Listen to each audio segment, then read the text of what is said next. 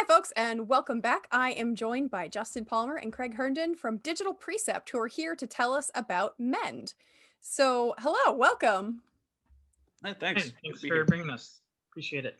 Absolutely. So, tell us about Mend. Justin Um, first. yeah, so Mend is an asymmetrical co-op game. So you have a player in VR and then a player on like a TV or a monitor, and both players are working together to solve puzzles and just kind of explore the world and just get into all kinds of shenanigans. Awesome. Yeah, so you have with the main player in VR, you have different perspectives going on. So this player in VR is actually very large, and the player with the controller is a very small character. So there's a very opening story where you have two sisters who meander on this old ancient machine. They break it, and the consequence is now one of them is a giant ethereal owl version of themselves. And I now they're hate when trying that to, happens. yeah, now they're trying to put all these pieces back together that to collect everything and reassemble the machine to mend both the machine and themselves. But also, we like to think of it as a way for players to communicate and grow in their own relationship with the person that they're playing with as well. So collaboration is a big key part of the game and often is what is needed to solve the puzzles. So there's growth for both the characters in the game and the players as well. Oh, wow. I love that. Is it meant to be played in the same room? Are you supposed to be local with someone? Yes. Yes. That's amazing. I feel like that's a really great game for quarantine buddies too. So it's a good Yeah. time for it. I think a good two-player experiences is something that I think that a lot of people are have really been looking for since we've been in quarantine. So how did you come up with the idea for the game? Um, so that's a funny story. So I'll try and tell this as quickly as I can. Mend was it's an Oculus Launchpad project, and the idea there was so that whole program is kind of like a it's kind of like an incubator. They get a bunch of developers together, and you get 3 months to work on a vertical slice for any application you want. And a bunch of people were there. They had pitched ideas already, and they had these intricate plans in their heads, and they had game design documents already written out. And then there's some people like me who didn't have an idea. So my plan for Launchpad was to do what I do for any other game jam or anything like that, and just kind of wing it. Like I'm sure I can think of something. And it was funny because like the timing worked out. That when I got home from Launchpad, Ludum Dare, one of the Ludum Dares was like right around the corner. So it's like it's fine. I'm fairly creative and I can think something up. Um, that did not happen. And I actually have my Launchpad notebook here, and I have like 5 ideas that never got off the ground. And it was funny. So anyway, fast forward. In my day job, we had this kind of like after work hangout thing at a bar that was across the street. And I was a little bummed out because they all knew what was going on, and like I was talking to them. It's like, yeah, I've gone through so many ideas, and we were just talking back and forth, and somebody mentioned, hey, those really old cartoons where like the artist will draw something and then the cartoon comes alive and they fight back against the artist. And like right there was like the stroke of inspiration I needed, because it's like, oh, this is great. So fast forward a little bit, like I had an old project and I just dumped all of the Oculus functionality into it. And it was actually kind of like a remake of Super Mario World, like the first level. Hmm. But I just dumped the functionality, the VR functionality in there to like see if like running around like placing cubes for the small, like for Mario, was even fun. And it was. It's like, all right, there's an idea here. This is going to be great. So anyway, it transformed from this like, as my friend pitched it to me, this like competitive thing to a more cooperative kind of like platforming thing. And it just stuck from there, and I kept running with it. So yeah, sorry, that's the very long-winded story. No, that's awesome. For I know what Ludum Dare is, but some of our listeners may actually not. So, Oh, want to tell us about what Ludum Dare is? yeah. So Ludum Dare, it is a depending on, so they're like two versions of Ludum Dare. I think I'm saying that right. It's like Ludum Dare or whatever. So anyway, it's kind of like a hackathon. You're given a limited time frame to build a game, sometimes from scratch. Sometimes you can use like pre-made assets. It just really depends on what you want to do. But you're given a short, basically weekend to make a game. I like them a lot. I think they're great exercises in like building out scope and just getting familiar with what your abilities are and like what kind of deliverables you can make in certain timeframes and stuff like that. I just think they're a lot of fun. Absolutely. There was a kind of recurring theme that I've had during these interviews is people talking about game jams and other kind of like, short-term events where people can kind of test out a new skill set or learn something new. And so Ludum Dare is like another one of these really great opportunities for people to get involved in that. So Oh did yeah. you two meet at one of these game jams or Ludum Dare or things like that? Craig, I think it. I So honestly don't remember. we met in college Mhm. actually. However, the way we ended up game jamming together and game deving together was through the Memphis game developer community. So like, Yeah, even though we'd met in college, we didn't really like keep in touch or anything. But we both went to and like we're a part of the Memphis game developer community in Memphis, Tennessee. And through that, another one of our team members, Jonathan, who's really been like one of the key core founders of Digital Precept, Justin, involved.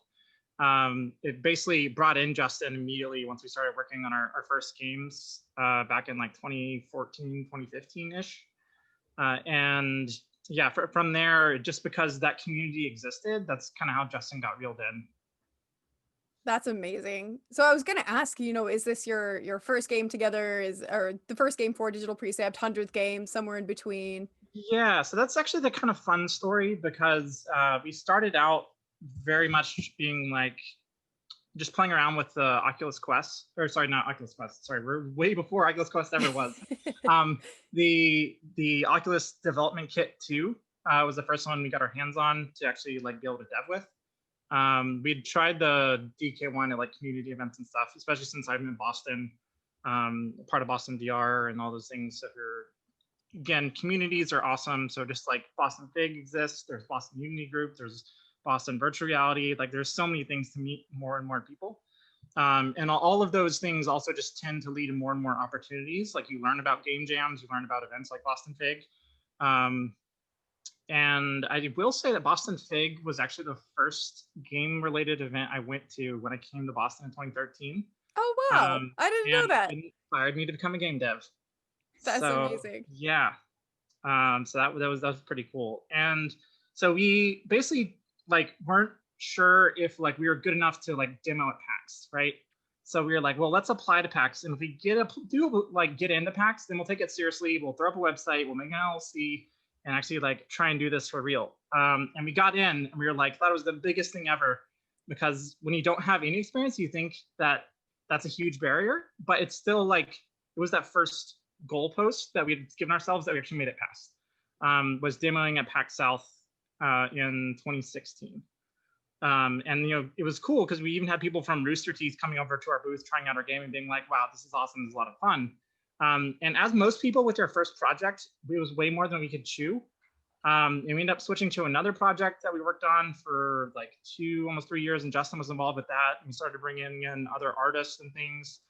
But it was always like, I feel like when you first start out as a game dev, you have this thing in your mind that like your first project that you get excited about is going to be this huge success that just pays for everything else you want to do. And that's not really the way you need to look at it. It just like, it needs to be something that you can show someone else and just be proud that you made this thing. That should be your main goal for your first game. And because that led to a lot of other opportunities for us, just having these games made and being able to demo them to people. Because we've done a lot of prototyping as a studio for like virtual and augmented reality prototypes and concepts, specifically because they saw our game and were like, hey, we'd like to do this other thing though. And so it's like, even though like our game itself didn't do anything, it led to more opportunities that eventually led to where like you'd reach out to me last January or so, and then we were like working with Bose on Bose AR. Ended up being like making content for them and having that demoed at PAX East, and even that led to like other opportunities that like kept us going as a studio. And then when we got to a point where Justin had like gotten to his pitch point in like Facebook, we'd had so much experience and had learned a lot of like what to do and what not to do with funds and like how funds should be allocated to where I feel like this is going to be our first like full release that actually I don't know how to say it. It feels like the first full complete thing that is going to have some kind of large following outside of, just because we have a lot more help, given that like because Oculus has this grant, right? There's some marketing assistance there, and the other part is because of that.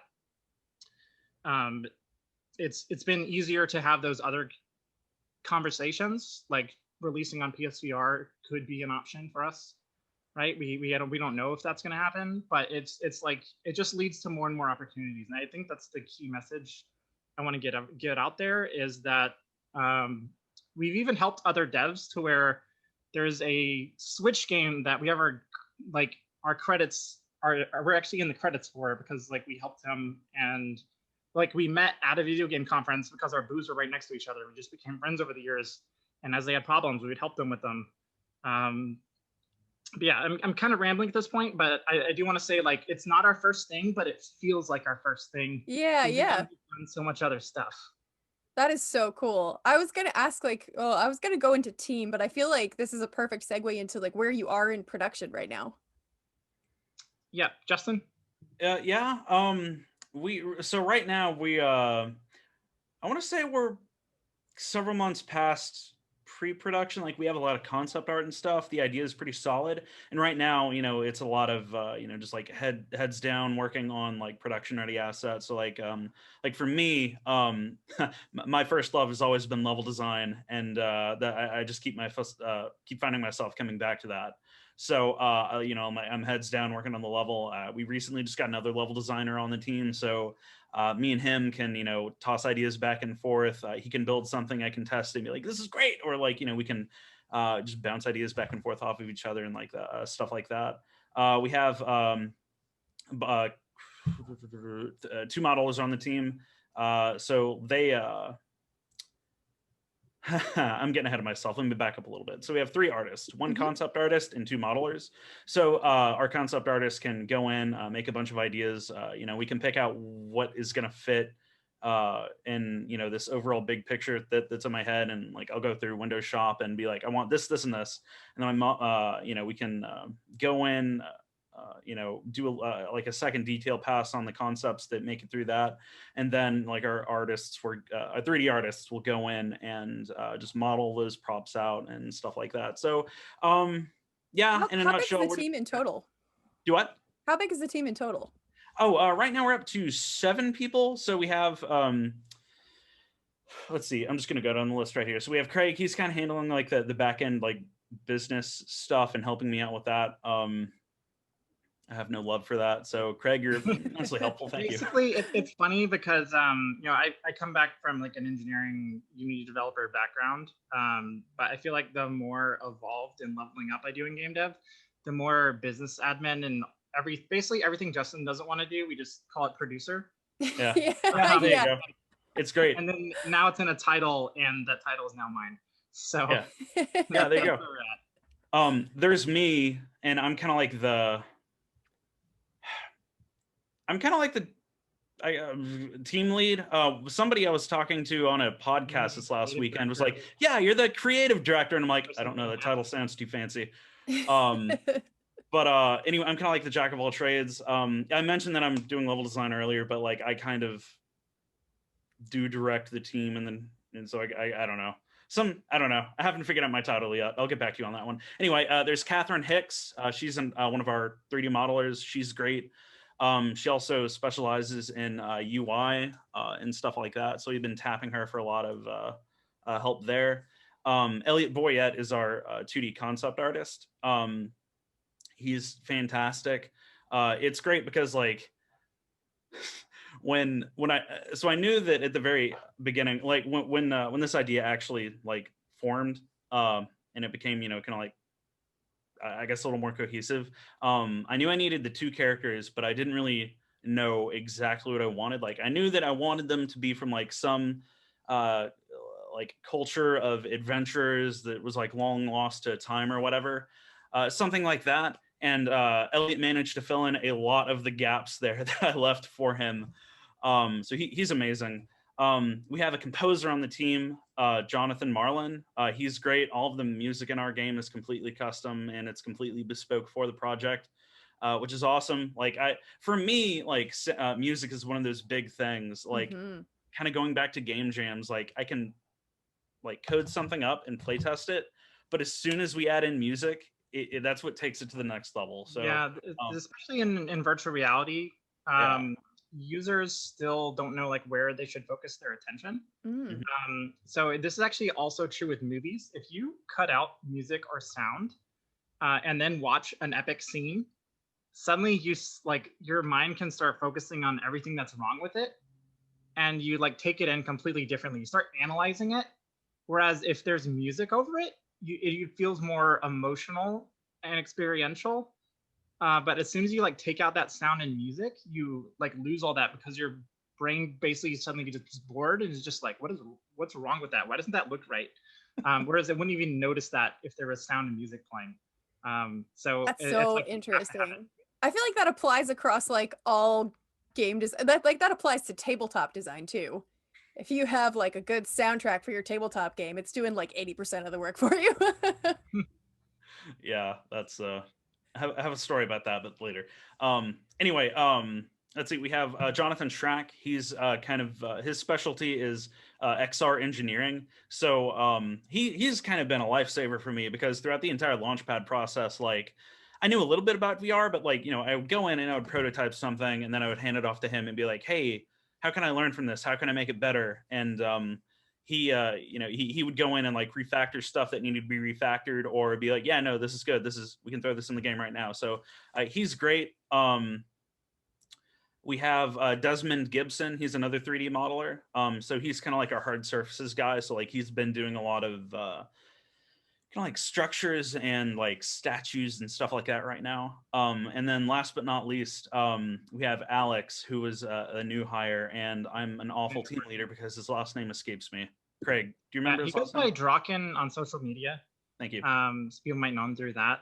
But again, about community, like he was actually introduced to us because I asked someone in the community who then like, oh, you should just ask Gwen Frey. So then, like suddenly I'm mailing Gwen Frey, asking, and then she's like, yes, I know all the puzzle people.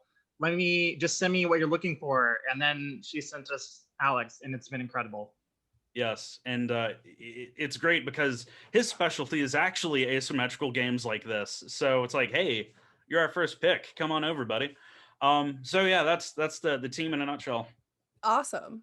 Awesome. So what's next for the team? I mean, you're still developing out, you're kind of moving into that next stage of production now? Yeah, so we recently started allowing for testing signups. So we have around like 50 playtesters. So that's been a whole thing to figure out how do you play test in a pandemic. Mhm. Um, because ideally, especially for VR, you want to have two people watching the user at all times. And as weird as that sounds, the reason being is that chances are in virtual reality, as a dev, you're doing something wrong that like isn't clearly communicating something to the user or disappointing the user. And to even see them just like sigh means like, wait, what were they doing? What was Mm. on the screen? Like you want to know why Mhm. did that person sigh? Because you just disappointed them in that you've broken some kind of fidelity contract between developers and the players of like the expectations of what's going to happen if I do something within the game. And it's like, how do we introduce our controls or environment or like laws of physics to correctly like at least let them know what they can do. And if they do find something they're not expected to do, to at least like reward them for that behavior in some way. Um, like I know one thing like Alex and Cy did in their Rick and Morty VR experience is there was a door that led to, like outside of this room, but you weren't supposed to go there, but they still needed like a door handle there. But if you tried to open it, it would break, and then the door handle would come off, and it would just say, "Thanks for buying fake doors." So like you get a little Easter egg for doing something you were never meant to do in the first place. And the only way you can find all those kinds of things are by either by just playtesting with a lot of people. So we've gone through this whole process of like creating a form to like show people how to download OBS, how to set up to where they can record both the VR player and the non-VR player, and then and we even give them a pre-made file to where all they have to do is double click and like all those settings are done for them. And like after they do all that, like we give them a folder that they can upload it in, and then we actually go through and watch several hours of gameplay of them doing this. Because like players think that like, oh, like I was just talking, like that's not going to be useful for you, but they say things all the time that is like just like the best golden nugget for us. Also, it's kind of exciting to watch players play because like Justin, tell her the one where they're trying to break the door. Well, jog my memory. Break the door. Okay, so there's a part in the game where there is a switch that raises and lowers a gate. Oh yeah. So I don't remember where I got this piece of advice, but it was very level design centric, and it was always you want to make the players feel smart and clever, and if you can make them think that they're outsmarting the designer, that's even better.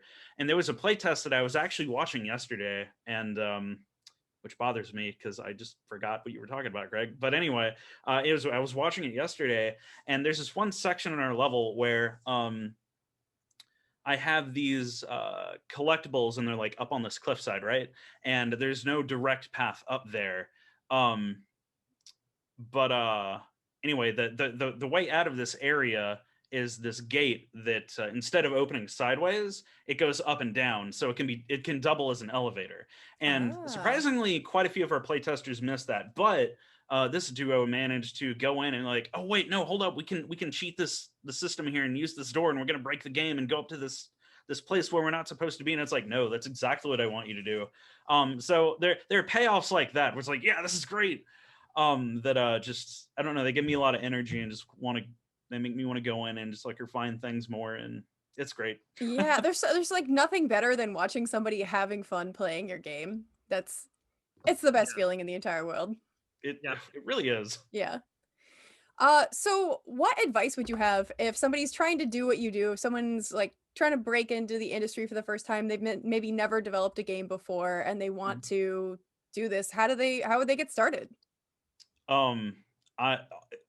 I know this is going to sound like a cop-out answer, but I'm going to tell you right now, go to game jams and don't stop going to game jams. Like, I know that I said that they're a lot of fun, and I think they're a lot of fun, but they're educational. You learn a lot about yourself. Like, you learn what you don't know, you learn what you do know, you learn what your abilities are.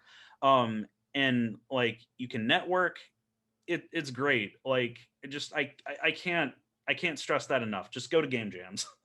Yeah, the very first game jam I ever went to, I was like, okay, I've never used Unity before, and they're like, it's fine, you're gonna design our whole level, and you're gonna be great. And I'm like, wait, what? What is this? And turns out, in a mere period of just 3 days, like I designed an entire level that actually kind of sort of worked. But I'd like to quote Jake the Dog in that sucking at something is the first step to being kind of sort of good at something. And when we like showed off our game jam piece to people, they're like, oh wow, we really like all these things you did, and like the level looks amazing. And you get all these comments, and they're just like, wow, this is what I can do in just going in without any prior experience. Like, what can I do if I really focus on this thing? And here I am like 7 years later. So yeah. That's amazing. Such good advice. So this is space for plugs. So where can people find out more about Mend, more about Digital Precept? So playmend.com, and then on Twitter @mendthegame. And digitalprecept.com is our studio website. So those are 3 main places. But if you go to playmend.com, there's a giant button that says join our Discord, and then you can chat with us and probably talk us into allowing you into the play test, even though we're past signups. We always need fresh eyes on our game. So yes, please, excellent, come and join us. Have fun. And if people want to find you on Twitter, can they? Is that a? Yeah. So it's gonna be @MinTheGame or @DigitalPrecept. All right, perfect. Excellent. Well, Justin, Craig, thank you so much for joining me and telling us all about the game and what Digital Precept is up to. It was really great to have you both. Yeah, thanks for having us. It was a lot of fun to be Carolyn. here. And for those of you watching at home, stick around for more indie interviews.